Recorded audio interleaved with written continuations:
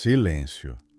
Tudo começa com o silêncio, profundo como um lago antigo, perdido entre altas montanhas. Deste silêncio nasce a lenda. Não com um flash, nem com uma palavra, mas com o sopro quente do tempo que se desenrola lentamente, como um pergaminho que esconde um segredo. Quando o homem viu o ouro pela primeira vez, ele não sabia seu preço.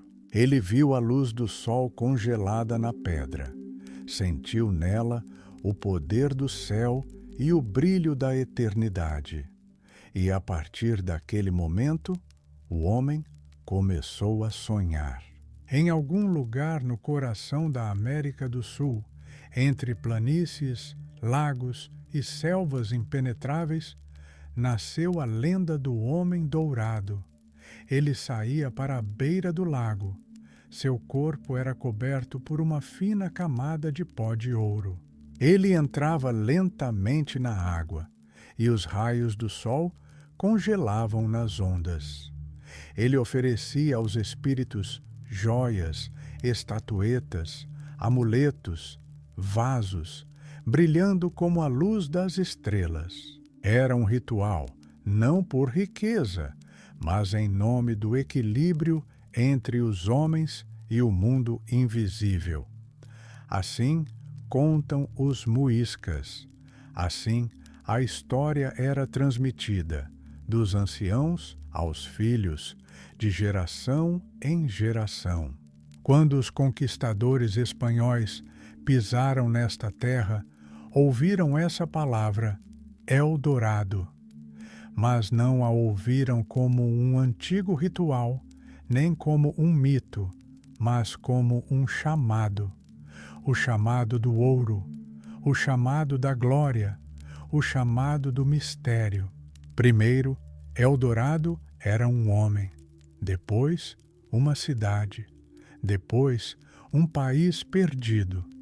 Mas antes de tudo, era um sonho em que se entrelaçavam luz e água, ritual e lenda, espíritos e desejos.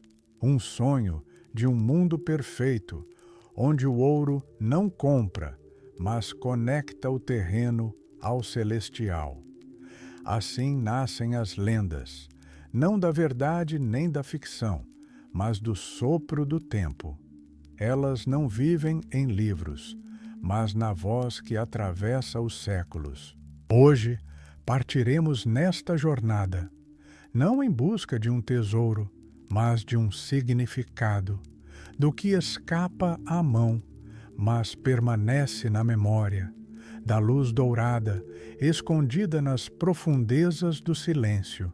Feche os olhos, deixe o vento do tempo tocá-lo, e que a cidade dourada se revele, não no mapa, mas no próprio coração. No início não havia mapa, nem espada, nem navio. No início havia a palavra, não dita, mas ouvida. Ela nascia na névoa das montanhas matinais, nas vozes das lendas de fogueira, no sussurro das folhas tocadas pelo vento.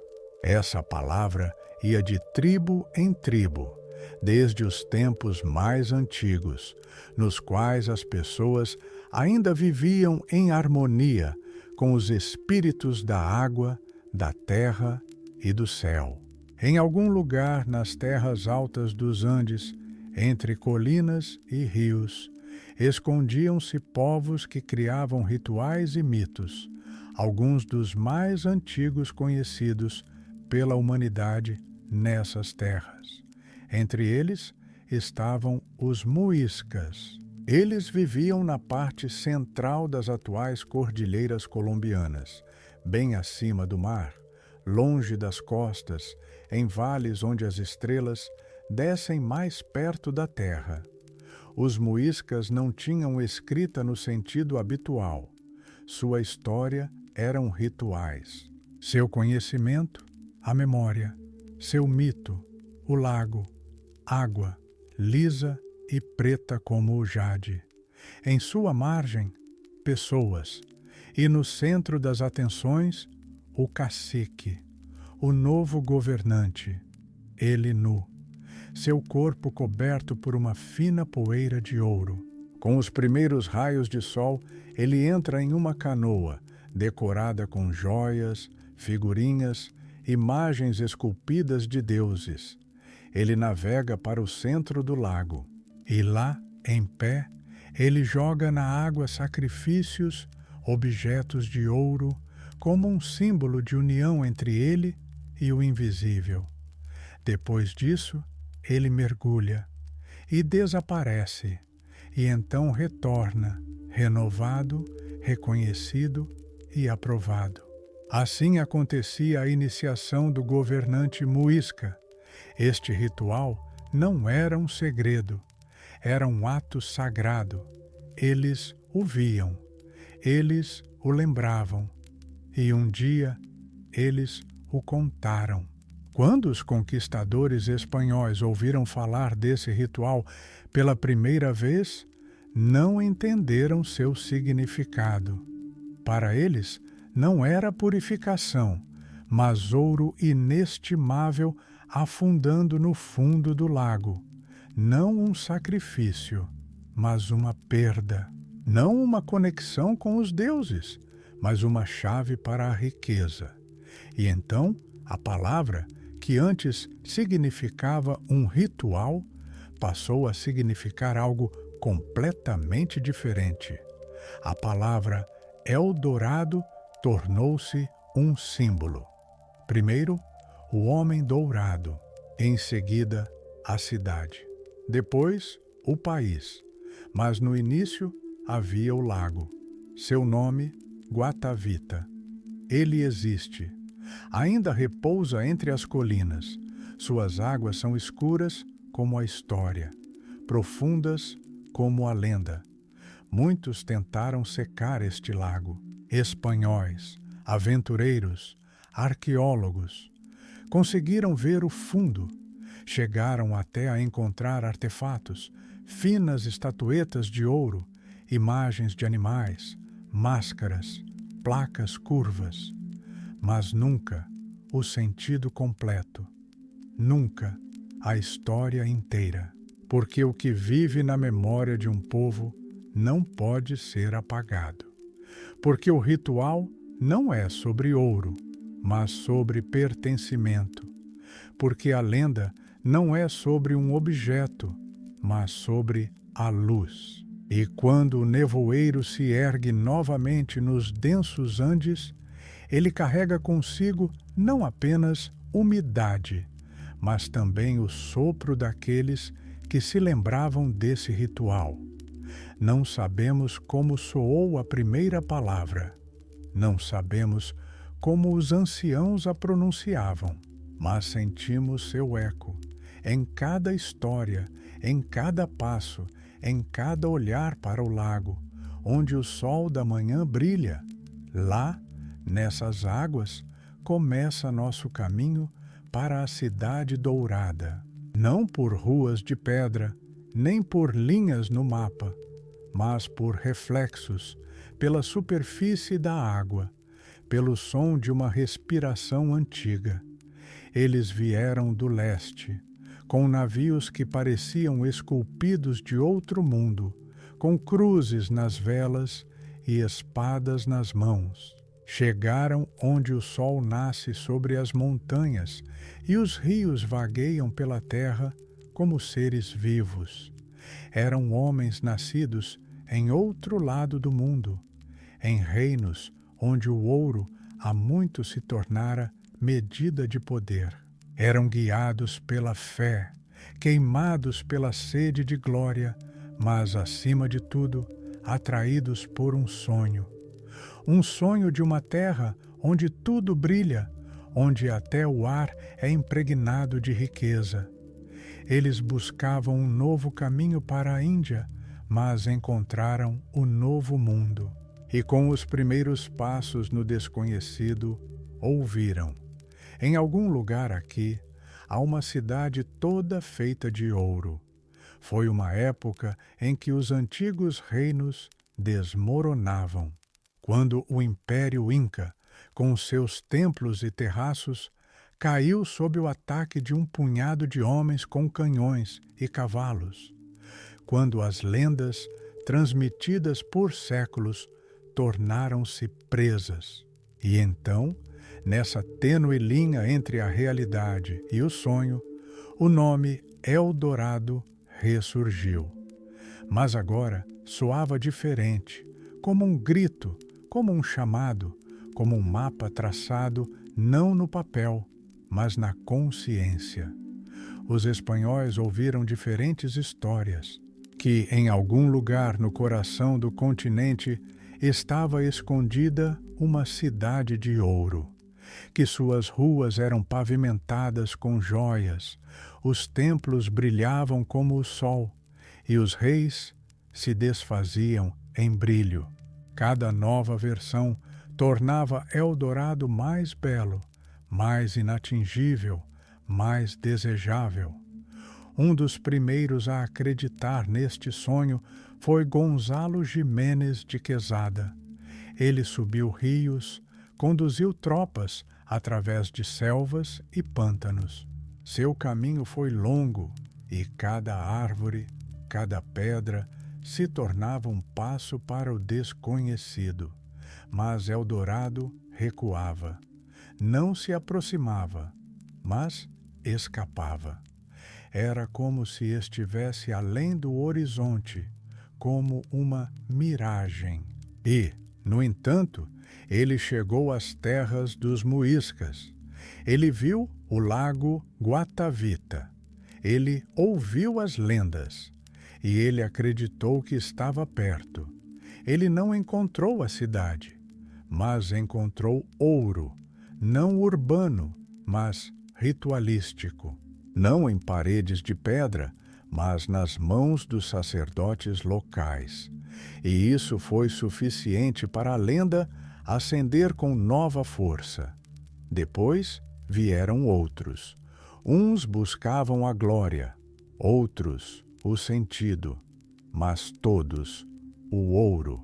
E a cada nova tropa, a cada nova história, Eldorado tornava-se mais nítido na imaginação, mas menos acessível na realidade. Suas fronteiras se expandiam, seu lugar mudava. Estava ora na Colômbia, ora na Venezuela, ora no Equador. Era deslocado no mapa à vontade. Tornava-se uma lenda que alimentava as conquistas. Mas nessas histórias não havia apenas a busca por riqueza. Havia algo mais. Algo em Eldorado falava às pessoas de um lugar perfeito, de uma terra onde tudo brilha e onde se pode tornar imortal através da posse. Era um reflexo não da cidade, mas da alma humana, a necessidade de acreditar no inatingível. E por isso os espanhóis foram cada vez mais longe. E a lenda se tornou mais ampla. E nessas selvas, nessas montanhas, sob chuva e sol, o mito começou a viver sua própria vida.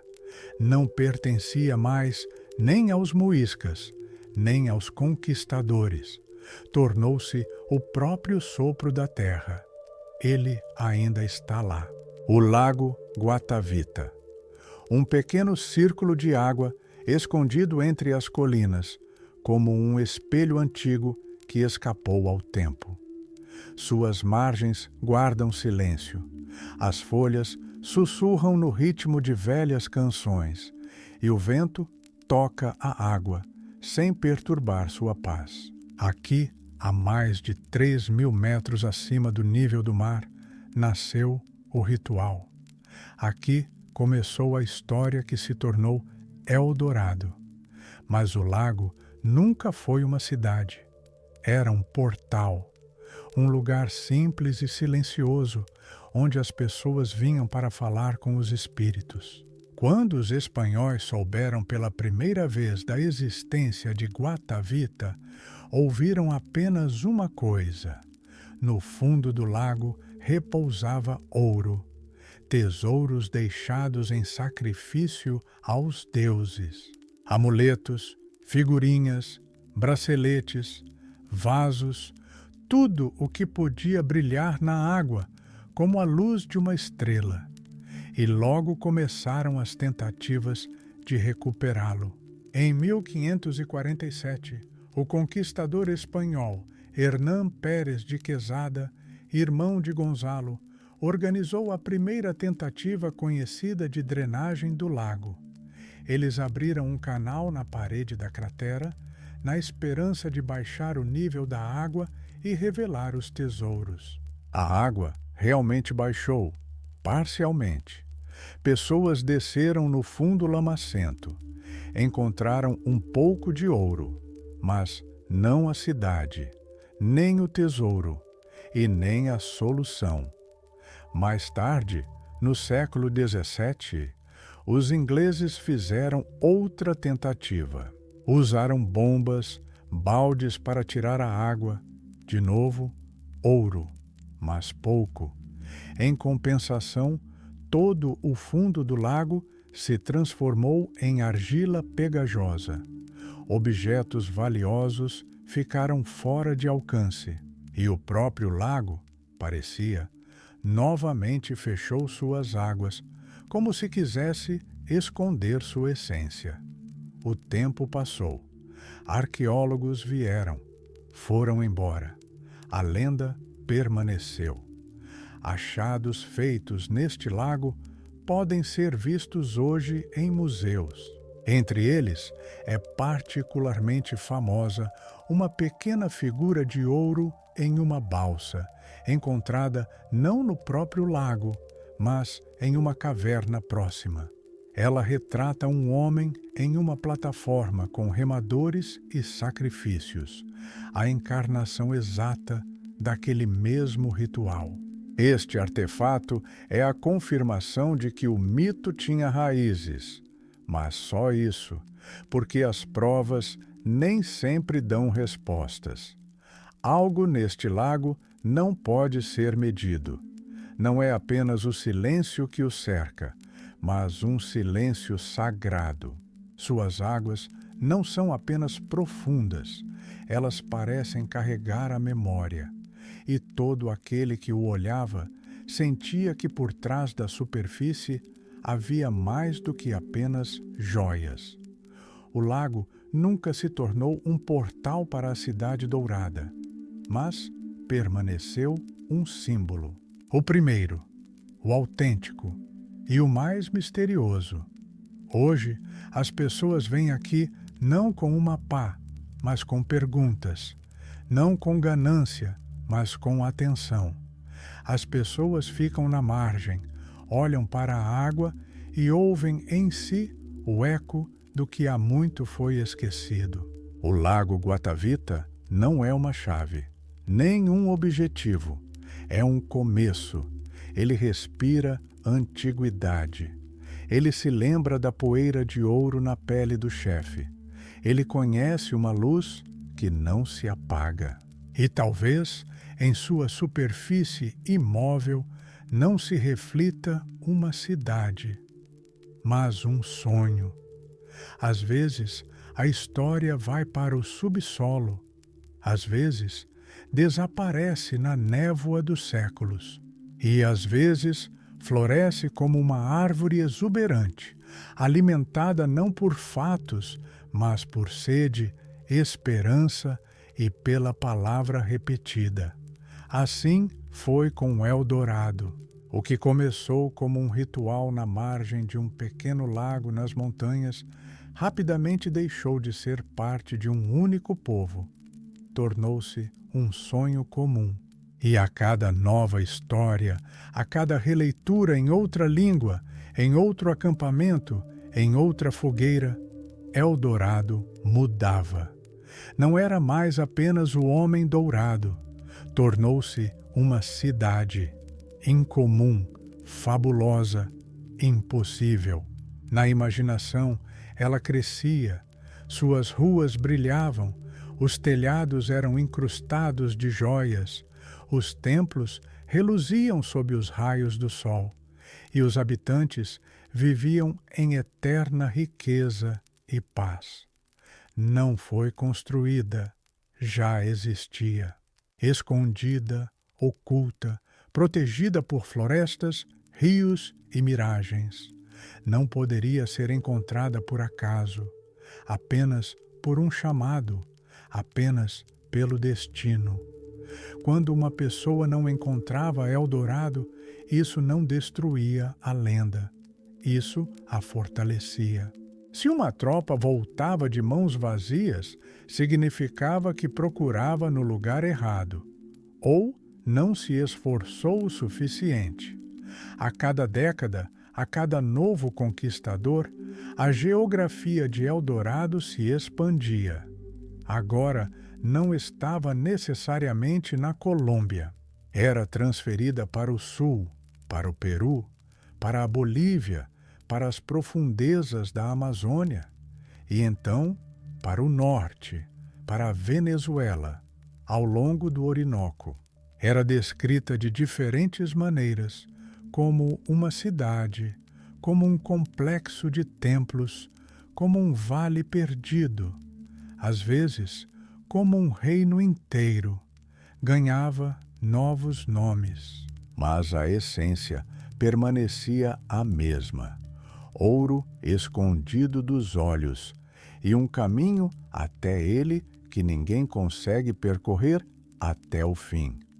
Os mapas daquela época começaram a marcar em seus campos áreas desconhecidas, não como um vazio, mas como um espaço para maravilhas.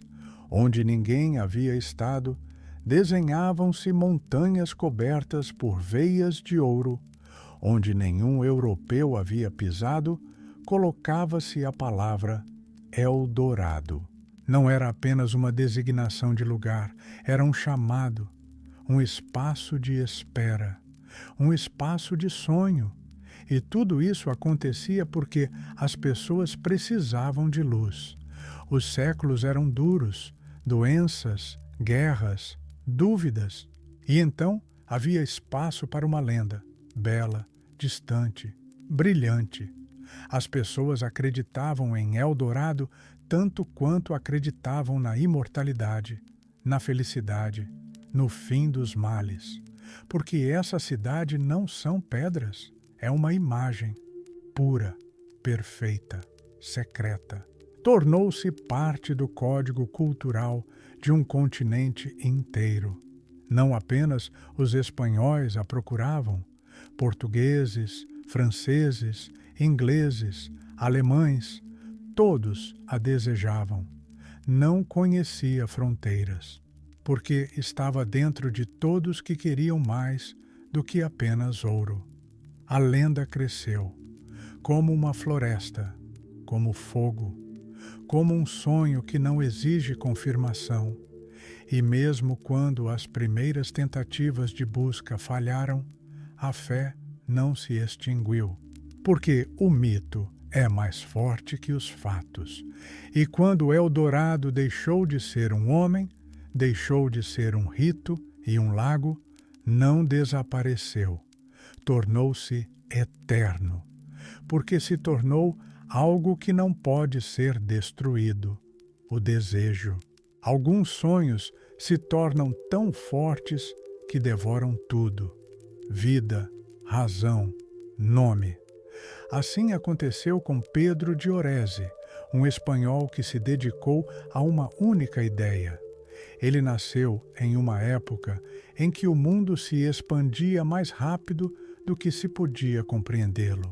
Sua geração cresceu com histórias sobre as riquezas do novo mundo, sobre o ouro que corria como um rio e sobre reinos onde os tesouros jaziam a céu aberto. Mas para Orese, não era apenas um sonho de riqueza, era um destino. Ele não foi o primeiro a chegar à América do Sul. Antes dele, já haviam passado guerreiros e conquistadores, impérios já haviam caído, mitos já haviam nascido, mas ele veio em busca do que permanecia inatingível, do que não se submetia à lógica de Eldorado.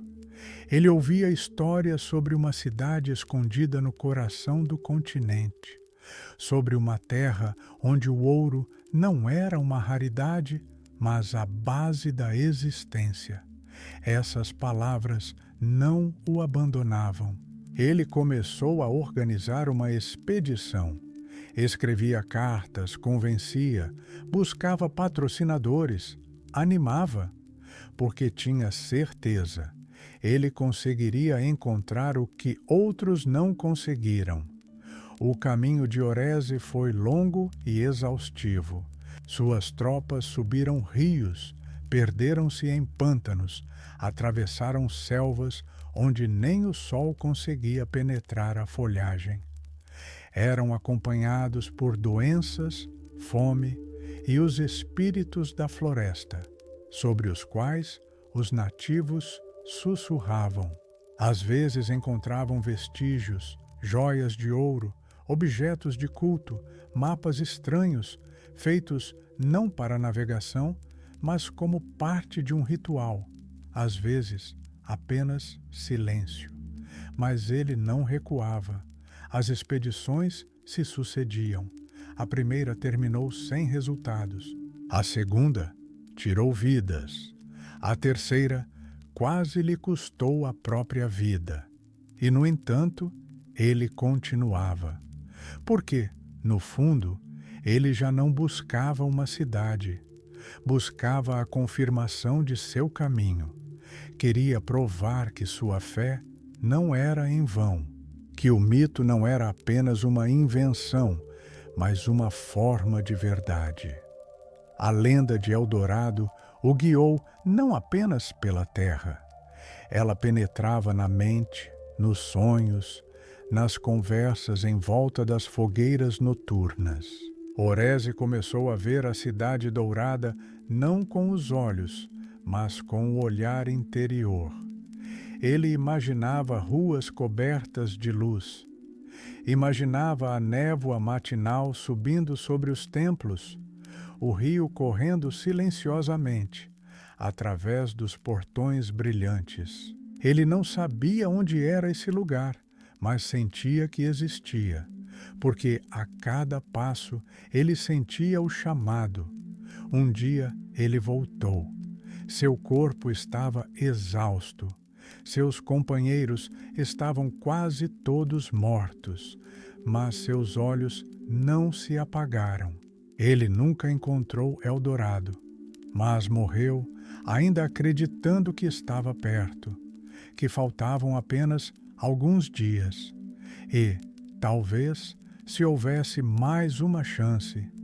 Hoje, o nome de Pedro de Orese está quase esquecido. Ele não conquistou um país, não fundou cidades, não trouxe ouro para o tesouro real, mas permaneceu na lenda, porque foi um daqueles que foi até o fim, não pelo ouro, mas por um sonho. Seu caminho não foi bem-sucedido, mas foi real. E, talvez, ele tenha sido o mais próximo do que Eldorado realmente esconde, da própria essência da busca.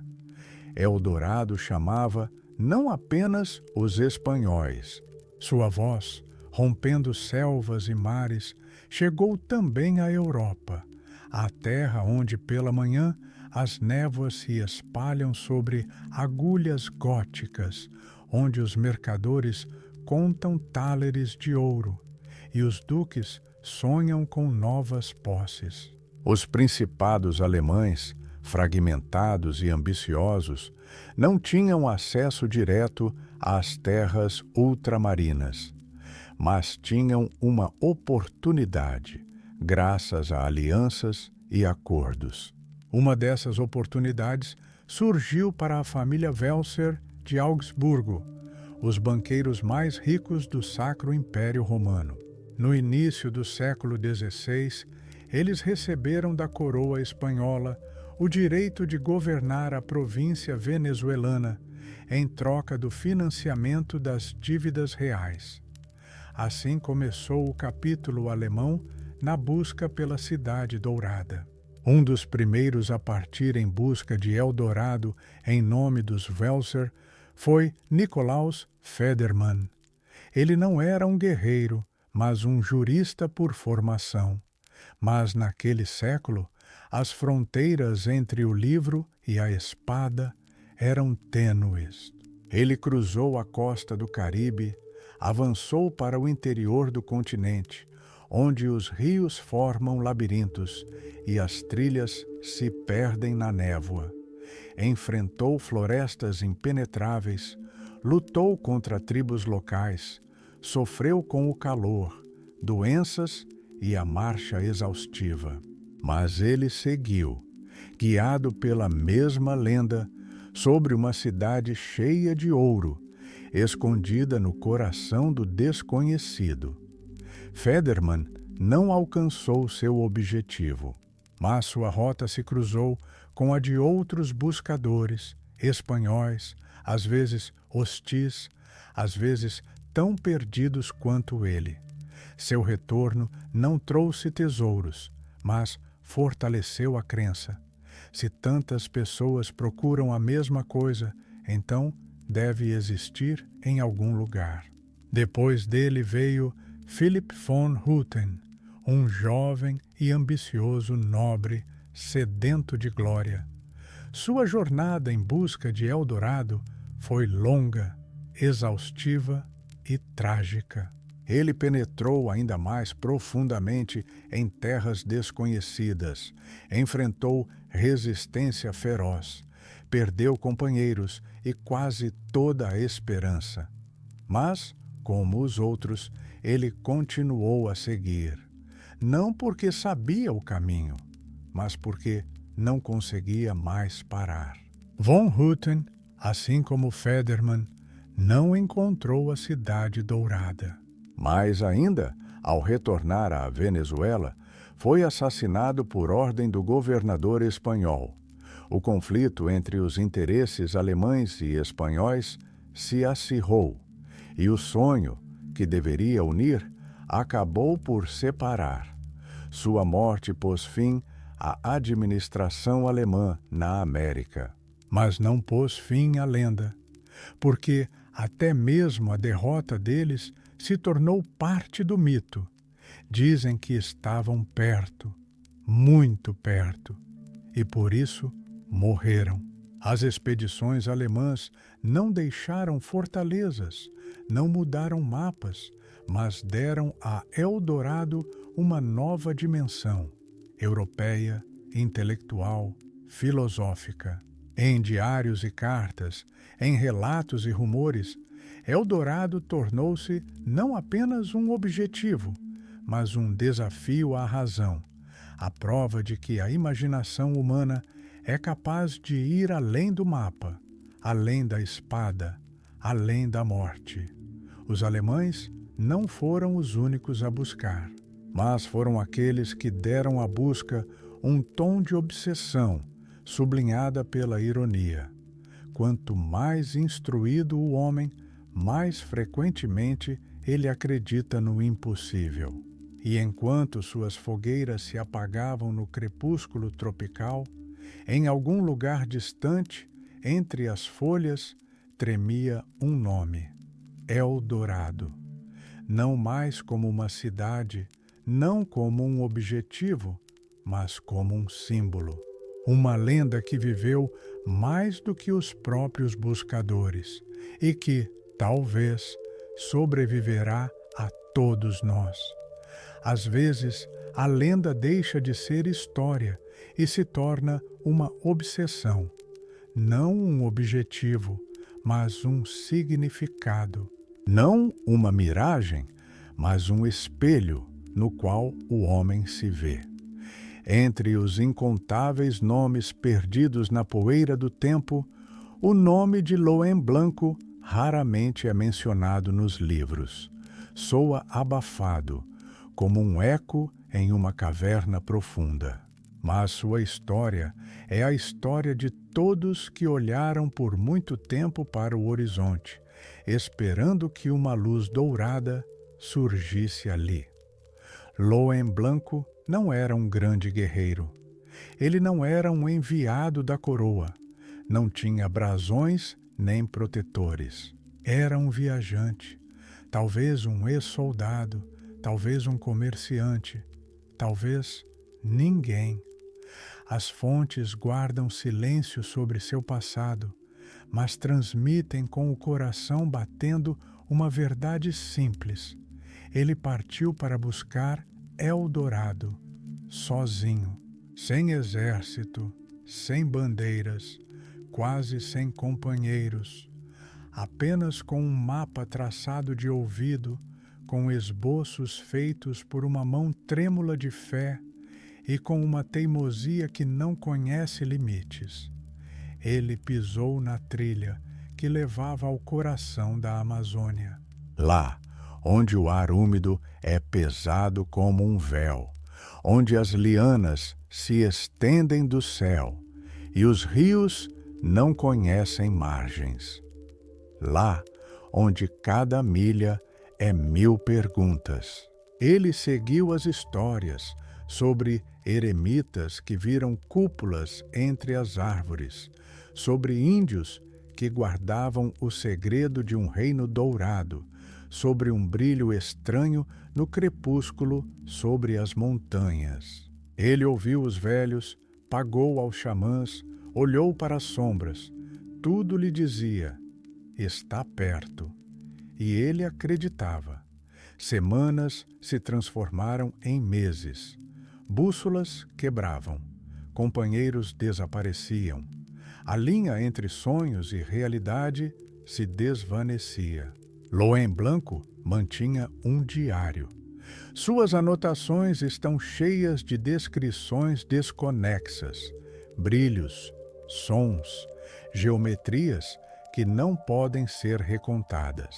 Ele escrevia que sentia a respiração da cidade como se estivesse perto, como se no próximo vale houvesse uma entrada, mas toda vez, atrás da colina, havia uma nova mata, atrás do rio, um novo rio, e a cidade ainda não aparecia.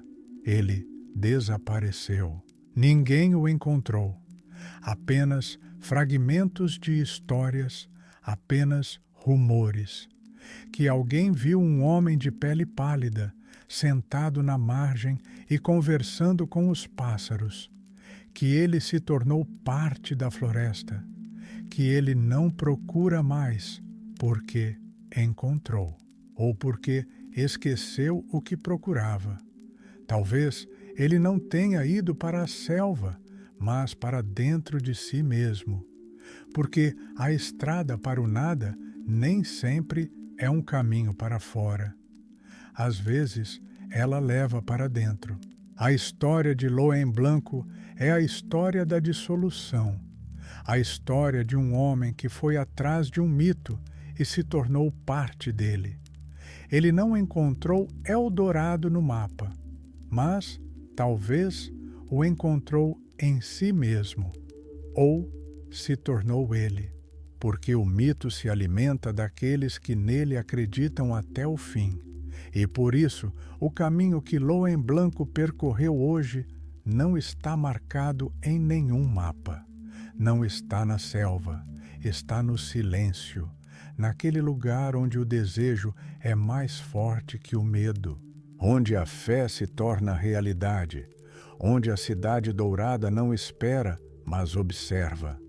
Quando as tropas espanholas perderam a conta das expedições, a lenda da cidade dourada cruzou as fronteiras do império. Ela foi levada pelo oceano, passou para outras línguas, francês, português, holandês, mas ressoou especialmente forte em inglês. Na era de Elizabeth I, a Inglaterra ansiava pelo mar aberto, e nenhum homem se tornou para ela o símbolo dessa vontade de explorar e conquistar tanto quanto Sir Francis Drake. Ele não era apenas um navegador, era um pirata, um aventureiro, um agente do Estado, um homem vivendo na fronteira entre a lei e a lenda. Drake não desembarcava no coração da selva e não conduzia homens por pântanos. Seu caminho era outro, através de costas, baías, navios, passando por galeões espanhóis e armazéns com despojos. Mas seu interesse em El Dorado não era menor do que o daqueles que andavam por terra. Quando Drake partiu para sua viagem de circunnavegação, ele sabia que as colônias espanholas guardavam ouro. Sabia que os navios que retornavam do Novo Mundo transportavam lingotes, artefatos, joias. E ele sabia do mito de que, em algum lugar no coração sul-americano, estava escondida uma terra que generosamente entregava ouro a seus donos. Ele não buscava Eldorado diretamente, mas caçava seus reflexos. Ele perseguia as caravanas espanholas, saqueava fortalezas, lutava nos mares. Em sua mente, Eldorado não era um lugar, mas uma fonte de riqueza. Ele sentia: se o ouro nasce em algum lugar, cedo ou tarde, ele acaba em um navio. E navios podem ser interceptados. Cada ataque de Drake era um golpe no sonho espanhol, e cada vitória apenas fortalecia a imagem de Eldorado como uma força inatingível, mas real, que ainda alimentava impérios. Os ingleses começaram a dizer que a Espanha era rica apenas por causa desta cidade dourada, que se a encontrassem primeiro, poderiam virar o mundo de cabeça para baixo. A febre do ouro dominou as mentes, e não apenas as dos militares. Cientistas, geógrafos, alquimistas, todos tentavam entender onde estava a fonte. Mapas eram desenhados, teorias eram criadas, obras eram publicadas. Eldorado passou de lenda oral para hipótese impressa. Era procurado não apenas com o coração, mas também com a razão. Mas, estranhamente, a cada novo passo, a ciência não destruía o mito. Ela o fortalecia. Porque cada fracasso não significava que Eldorado não existisse, mas apenas que ele estava ainda mais profundo, ainda mais distante, ainda não descoberto. E nisso estava sua força. Ele escapava. Ele provocava. Ele não se entregava. E, portanto, continuava a viver. Francis Drake morreu sem nunca ter visto Eldorado. Mas seus navios, seus ataques, sua sede, tornaram-se parte da mesma grande história. A história da busca, do ouro, da eterna aspiração por aquilo que não se pode reter. E nestas águas, onde um dia suas velas flutuaram, o vento ainda sussurra, a luz ainda cintila, não de lâmpadas nem da lua, mas do mito, que não afunda. A humanidade sempre desenhou mapas. Primeiro, na areia. Depois, em pergaminho, em couro, em papel.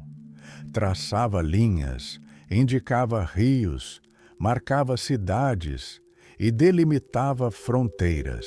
Os mapas ajudavam a lembrar o caminho, a distinguir o seu do alheio, a ir para o desconhecido com um senso de direção. Mas Eldorado nunca se rendeu ao mapa. Ele escapava, como água entre os dedos. Em alguns esquemas, aparecia entre os picos andinos, em outros, nas nascentes do Orinoco. Em terceiros, fundia-se completamente com o Amazonas, tornando-se ora um templo, ora um vale, ora um reino inteiro. Mas nenhum desses mapas levou a ele. As pessoas traçavam rotas, calculavam coordenadas, comparavam testemunhos, mas a todo momento se deparavam com uma parede, não de pedra, mas de névoa, porque Eldorado não é um lugar, é uma ideia, é algo que não vive na planície, mas na mente, não na floresta, mas no coração. Não pode ser marcado com um ponto, não pode ser colocado em um plano, não tem longitude nem latitude, porque começa onde a realidade termina, onde resta apenas a fé. Às vezes, parecia que quanto mais pessoas procuravam Eldorado, mais longe ele ia, que a própria energia da busca afastava o objetivo. A lenda não gosta de multidões, não gosta de barulho. Ela se revela apenas para quem está disposto a ir sem garantia, sem glória, sem espólio, para quem busca não o ouro, mas a luz. Um mapa que não existe não é um erro, é um desafio. A pessoa era convidada a ir fundo e não em linha reta, a ouvir e não apenas a olhar, a seguir não por sinais, mas por intuição. Aqueles que buscaram a cidade dourada com uma bússola se perderam, e aqueles que buscaram com silêncio na alma, talvez a encontraram, mesmo que não soubessem. Talvez Eldorado seja uma lembrança da idade de ouro da humanidade, de um tempo em que o céu era mais próximo e os corações mais puros. Talvez seja uma imagem de retorno à origem, a algo perdido. Ou talvez seja apenas uma necessidade, porque as pessoas precisam de luz, não apenas física, mas também interna. E se tal luz não pode ser encontrada na realidade, as pessoas começam a procurá-la na lenda. Eldorado existe, mas não no mapa, não nas coordenadas, não no arquivo. Vive em cada um que um dia sonhou com o impossível, em cada um que foi além do habitual, em cada um que foi onde ninguém chamou. Porque às vezes as rotas mais precisas não começam com uma estrada, mas com uma pergunta. O lago Guatavita ainda repousa entre as colinas, cercado por um silêncio que não é perturbado nem pelos passos dos turistas, nem pelos flashes das câmeras. Sua bacia circular permanece quase intocada, como uma lente lisa em que se reflete não o céu, mas a memória. Ao longo dos séculos, desde as primeiras expedições espanholas, a água nele baixou e subiu novamente. Pessoas vieram e foram embora, rituais desapareceram, sacerdotes caíram no esquecimento, mas o lago permaneceu. Não revelou seu segredo. Ele o guarda. A água nele é escura, como se impregnada de sombras, mas ao mesmo tempo há nela uma luz estranha, não um reflexo do sol, nem um brilho de ouro, mas um brilho interior, como se a própria lenda estivesse escondida não no fundo, mas na massa da água, em sua profundidade, onde o olhar não penetra, mas o sentimento, sim. Quando se fica à beira e se olha para essa água, surge a sensação de que ela olha de volta, calma, silenciosa, acolhedora. Antigamente, um ritual era realizado aqui. O chefe coberto de pó de ouro, entrava em uma canoa. Ele remava para o centro e, junto com ele, oferendas iam para a água, figurinhas, máscaras, placas, faíscas e, junto com isso, a intenção. Tudo acontecia não por pompa, mas por equilíbrio, pela conexão entre a terra e o céu. Este ritual era uma palavra pronunciada sem voz. Era um diálogo em que o principal não era o som, mas a presença. Agora o lago está em silêncio. Não sussurra, não chama, simplesmente existe, como uma testemunha, como um templo. Não precisa de Eldorado, porque ele mesmo é sua fonte, sua imagem, sua profundidade. Aqueles que vêm aqui hoje raramente conhecem a lenda por completo, mas todos sentem que algo aconteceu aqui, ou ainda acontece. Talvez o silêncio do lago fale mais alto do que qualquer história, porque é nesse silêncio que o significado da lenda se revela. Eldorado não é ouro, não é uma cidade e não é uma pessoa. É o silêncio. É o momento em que você olha para as profundezas e não busca nada. É um estado em que a necessidade de respostas desaparece. Resta apenas a água, e você, e o ar, preenchido com a antiguidade. O mundo mudou, a lenda cresceu, mas o lago permaneceu o mesmo.